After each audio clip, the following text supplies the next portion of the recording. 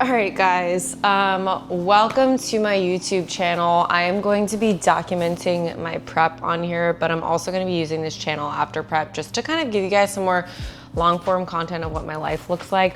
I was hesitant to start YouTube because honestly, like coaching takes so much of my time, and social media is really just a side gig. It's kind of something for fun, and YouTube is very time consuming, but I do feel like I'm missing out a lot on like context of things that I can't really give in short form content. So I'm gonna try this out, and prep was the perfect opportunity for me to get started on this. So yeah, instead of giving you guys just a vlog to start though, I'm gonna just catch you up really quick on my life. And then I'm also gonna go through some Q&A questions that that I put up on my Instagram about prep and just life in general. And I'm gonna go through those Q&A questions as well.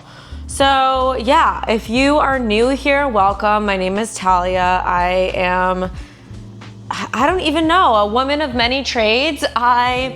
I'm an online coach. I mean, that's how I, make my money by day. I also am a content creator, and I also am a bodybuilder. And in this YouTube, I'm going to, for the next 6 months, be taking you through my prep and just showing you the whole process week to week of leaning out to get ready to go on stage in November.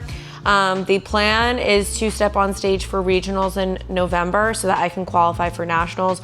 I did qualify my first go around 2 years ago when I competed for the first time. I did qualify at my first show, and then I went to nationals in DC. I competed at the Ben Weider Natural Show, but I did not place there. And since it's been over a year and a half, I have to re-qualify for nationals. So that is the plan.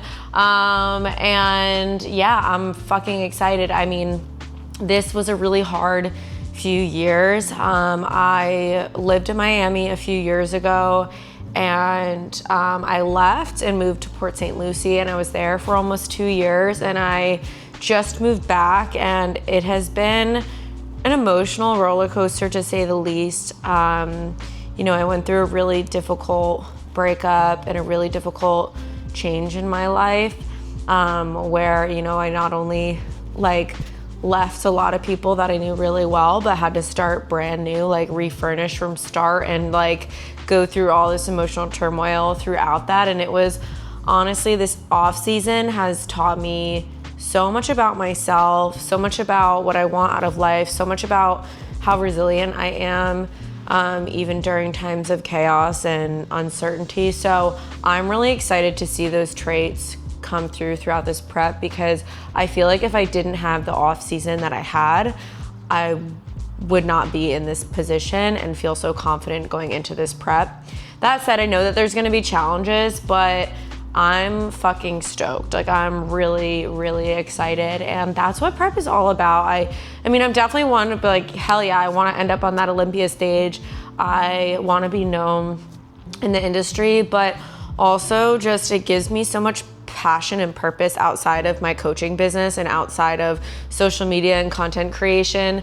And I'm just so excited to share that with y'all, and the ugly parts, the beautiful parts, and every single part in between. I'm so excited to feel all of it. It truly is going through a prep is almost like seeing life and all the ebbs and flows and valleys and peaks of life, but in a 6 month span, because some days you feel on top of the fucking world, and then literally the next day, you will feel like everything is crumbling and falling. And sometimes life is like that. So I feel like prep is really a metaphor for life. And it's even on your show day, at the very top, at your very peak, it kind of comes crashing down after. So it's there's always ebbs and flows, and it's really just learning to love and enjoy the process, which is life in and of itself. Life is not about happiness. Life is about feeling every moment, good and bad, and being able to appreciate the fact that you're alive and you can feel pain and you can feel sorrow, but likewise you can also feel joy and happiness.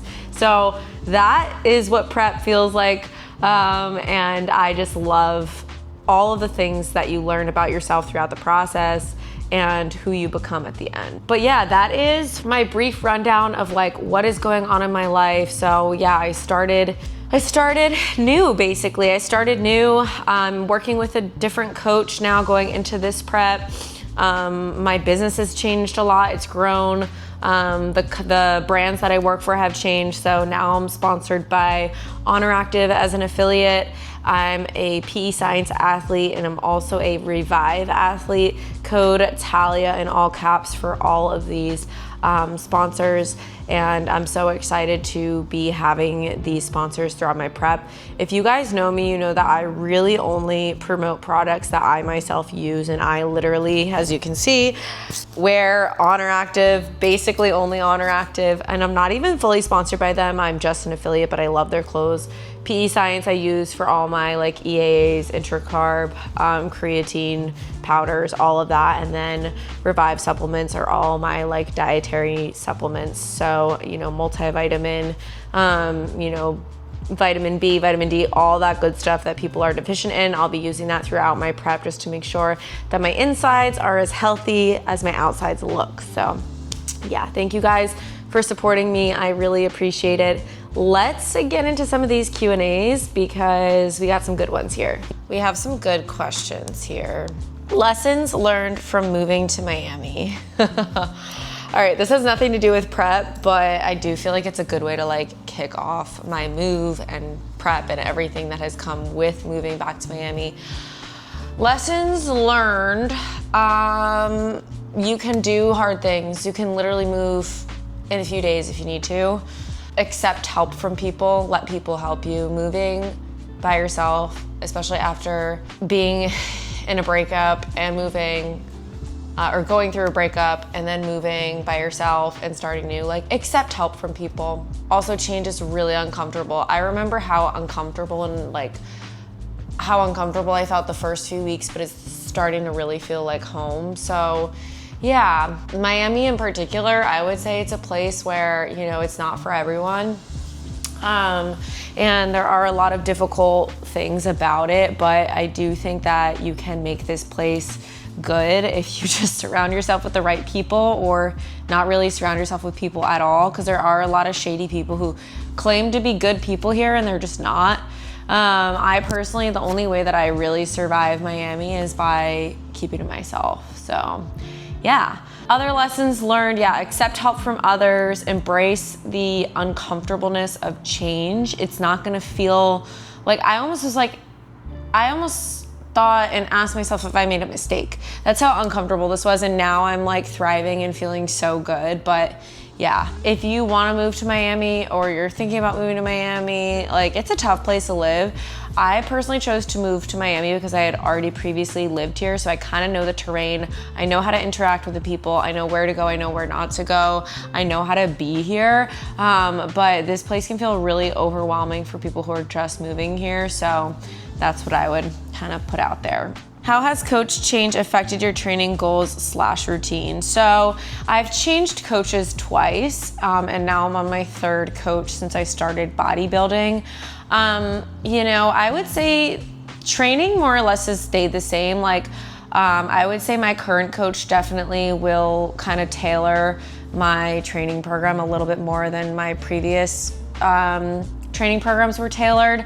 I feel like he really like chose the areas that I needed to bring up, and really focused on, you know, creating volume around those in my training. However, my training has honestly remained pretty much the same. You know, the staples are the same: 4 to 5 days of cardio, 5 days of lifting, 2 days of rest, 3 days of core. That's pretty much the skeleton for bodybuilding, especially bikini building. So that has stayed the same. My current coach is the most food I've ever pushed, for sure. And you know, that's just because of the timing. Like, you know, my first coach definitely, like, you know, I was eating a good amount of food. My second coach, we did a cut together, and then we didn't really get into growing that much. And then I started with this coach when I was like peak growing. So yeah, I mean, food wise, like this is the most I've ever done. And this is also the first time I've done meal plan. My first 2 coaches I did macros with, and I had the option to do meal plan with the second coach, but I opted to do meal plan now because I just honestly like didn't want to think about macros anymore. I'm definitely an advocate for macros as a coach myself for my clients, but I personally know my relationship with food, and I know that it's it's a good relationship, and I just didn't feel the need to like do all that. I just like didn't want to be counting macros anymore. So yeah, that would be the other difference is now I'm doing meal plan, and my first prep I did macros. This time around, my prep will be meal plan. And honestly, I'm excited for that. I feel like it's just gonna take the stress out of everything and just like be able to chill out. Hold on, my dog needs to come back in. Sadie, I'm coming, dude. What's going on? I'm gonna come back in. All right, well, I guess I should give you guys a little apartment tour while we're up and at it. This is what's going on. This is my room. Ignore that's clean laundry. This is the living room. This is the view. Yeah. And then this is the kitchen that needs some work, but we're working on it. And I don't know what to do with this room, but we'll get there eventually. Anyways, that was a good intermission. Let's continue with the Q&A. Where do you think most people fall short in their training?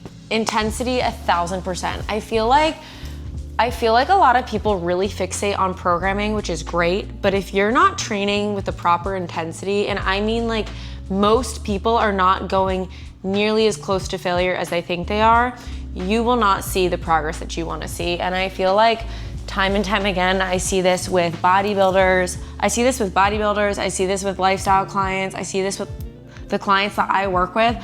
They'll send me training videos and I'm like, dude, you had 20 more reps in you. Like you stopped where you should have been, like stopped your warm up. Like that is not a working set.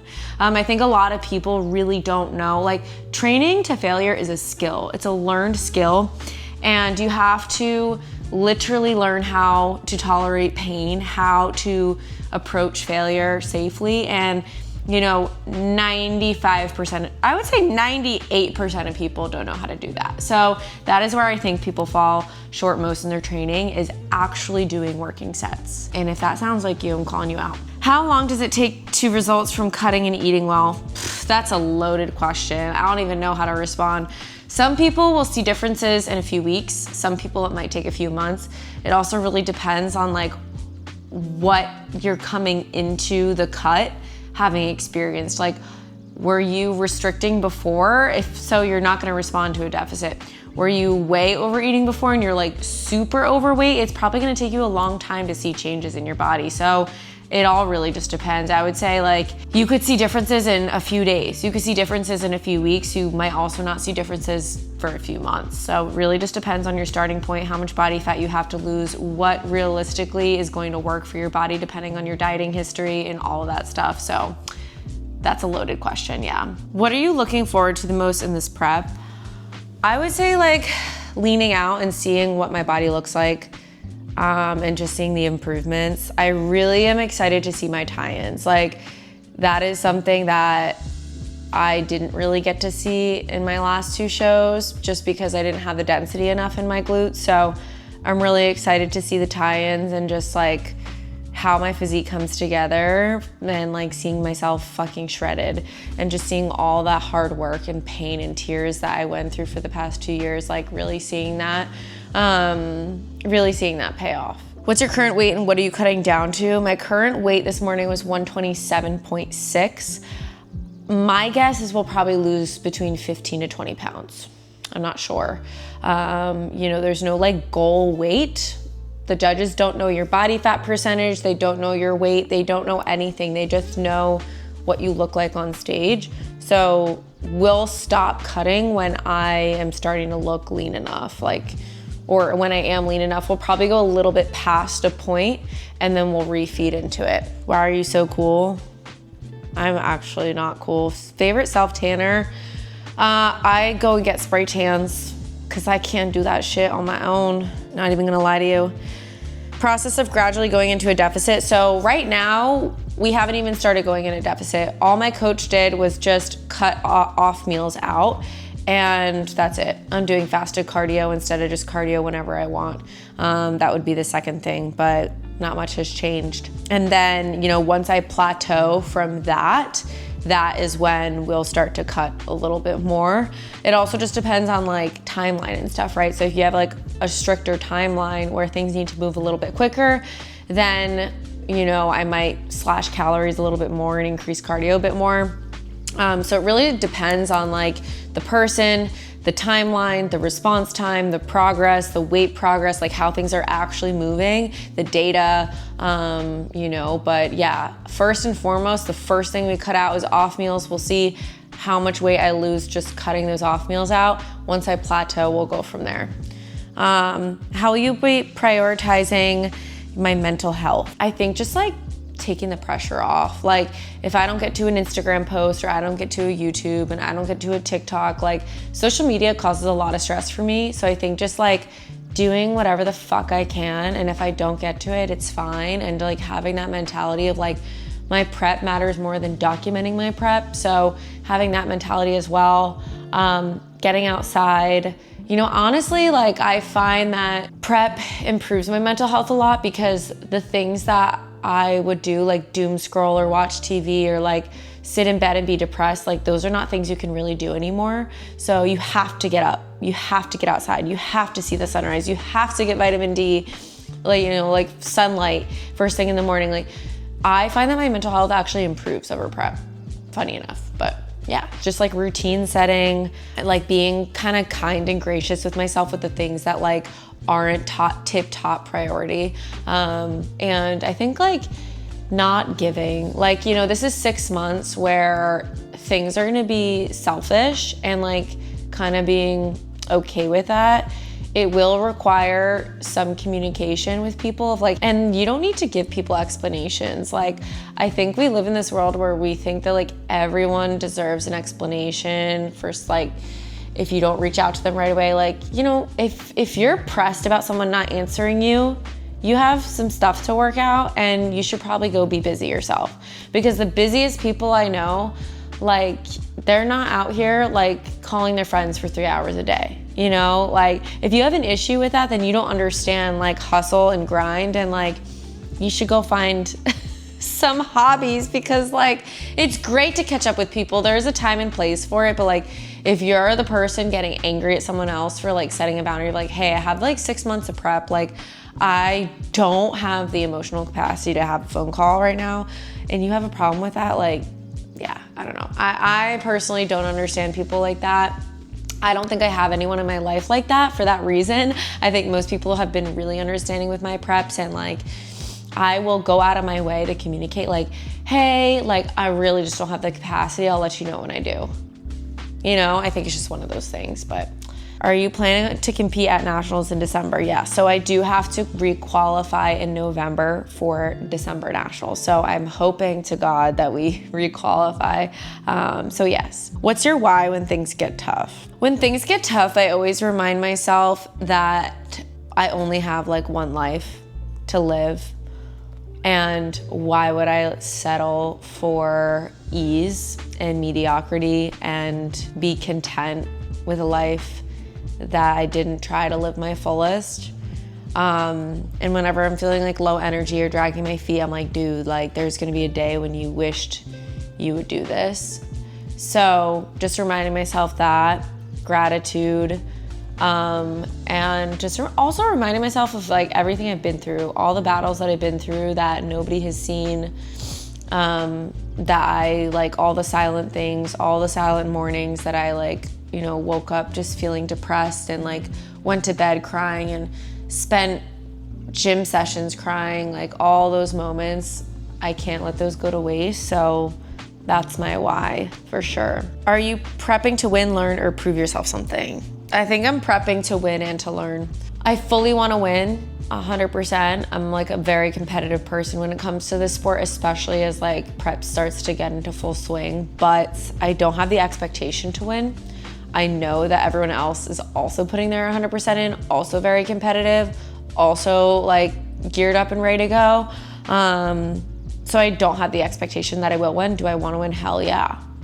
And mostly though, prep is a learning process. Every single time I've gone through a prep, I've learned something about myself, about who I am as a person, as an athlete, as a coach, as a human being. And there's always something that I come out of it knowing and learning about the world, the people around me, my inner self, all of those things. So there's, even in the losses of prep, there's something to be learned, or even in the losses, when you're competing, there's something to be learned.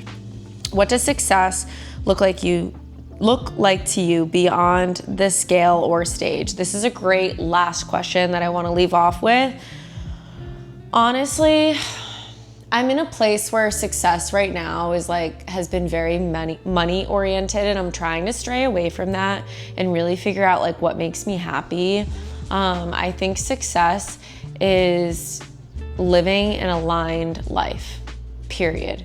And that has really nothing to do with money or anything. I think if you're living in an aligned way, the money will come because you've chosen the right career path, the career path that you're really good at, and one that therefore gives you money. But I think it's just being aligned in career, in,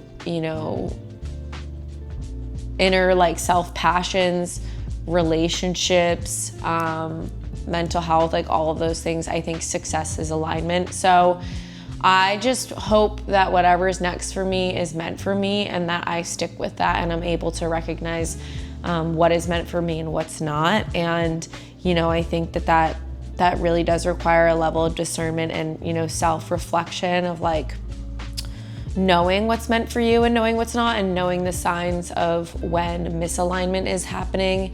And, unfortunately, a lot of those lessons are difficult ones to be learned.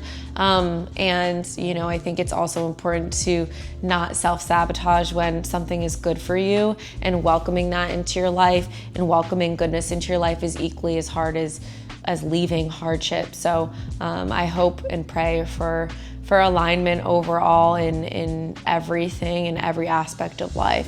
Thank you guys so much for being here. Thank you for all the support on this first video. This was just a Q&A style. The next videos are gonna be more vlog style. But anyways, I just wanted to give you guys an introduction or re-intro and just answer some of y'all's questions. I'm gonna go through a day in the life on prep for my next video, so stay tuned for that. Thank you so much for all your support on my sponsors, PEscience, Revive, and Oner active code TALIA. And if you're interested in one-on-one coaching, or you're looking to compete for the first time, the link to apply for my one-on-one coaching is in my YouTube bio. So click on that, and I'm here to answer any questions that you do have. Yeah, thank you again. I'm really excited to document the next 6 months of my life and share everything with y'all.